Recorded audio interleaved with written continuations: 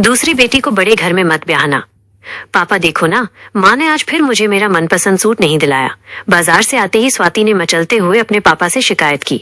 ओहो रमा, तुम भी ना दिला देती बच्ची को उसका मनपसंद सूट। गुप्ता जी ने अपनी पत्नी से कहा। रमा ने कहा, अच्छा जी, कैसे दिला देती? एक ही तो बेटी नहीं है आपकी।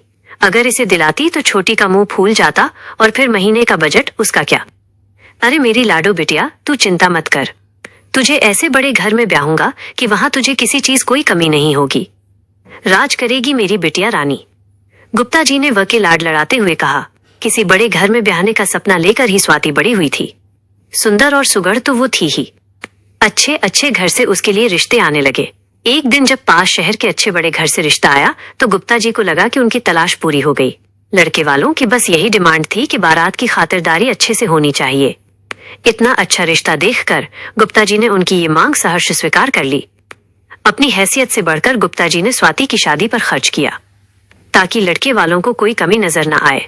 शादी बहुत धूमधाम से हुई। एक से बढ़कर एक साड़ियां, लहंगा और जेवर लड़के वालों ने चढ़ाए। स्वाति तो अपने भाग्य पर इतरा रही थी। सभी बहुत खुश थे। स्वाति शादी करके अपने ससुराल चली गई। इतना आलिशान बंगला, गाड़ियां, सब कुछ तो था वहां।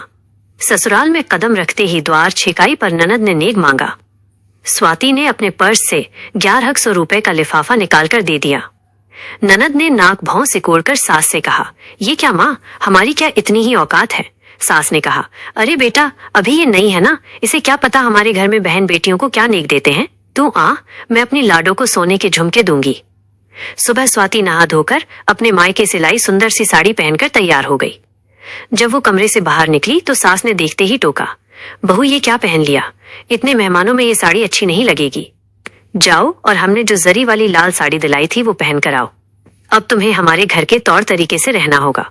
दूसरे दिन पहली रसोई में स्वाति ने सबके लिए बड़े मन से छोले भटूरे और हलवा बनाया।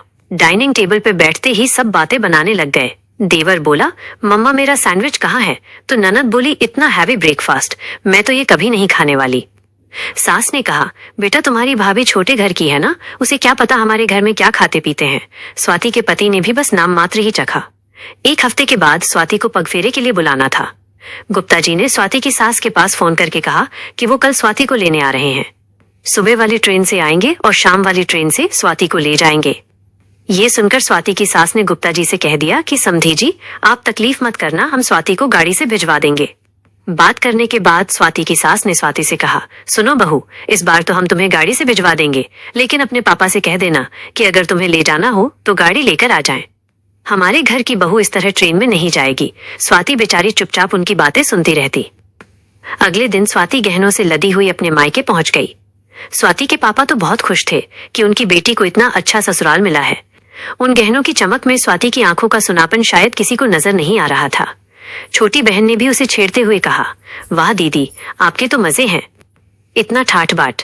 गुप्ता जी ने कहा, अरे तो क्यों चिंता करती है, तेरे लिए भी ऐसा ही ससुराल ढूंढूंगा। स्वाति फीकी सी हंसी हंसकर रह गई। अगले दिन दामाद बाबू स्वाति को लेने आ गए। खूब खातिरदारी की उनकी। जाते समय गुप्ता जी ने दामाद से कहा, दामाद बाबू, अगर कोई अच्छा रिश्ता हो तो हमारी छोटी बिटिया के लिए भी बताना। ये सुनकर स्वाति ने अपने आंसू छिपाते हुए कहा, पापा, अगर हो सके तो अपनी दूसरी बेटी को बड़े घर में नहीं, बराबरी के घर में ब्याहना, जिससे उसे और उसके परिवार को भी बराबरी का सम्मान मिल सके। स्वाति तो अपने ससुराल लौट गई, लेकिन उसकी इस बात ने गुप्ता जी को सोचने पर मजबूर कर दिया कि कहीं उन्होंने बड़े घर में बेटी ब्याहकर कोई गलती तो नहीं कर दी। और ये स्टोरी अच्छी लगे तो फॉलो कर शेयर जरूर करें और कमेंट कर बताएं।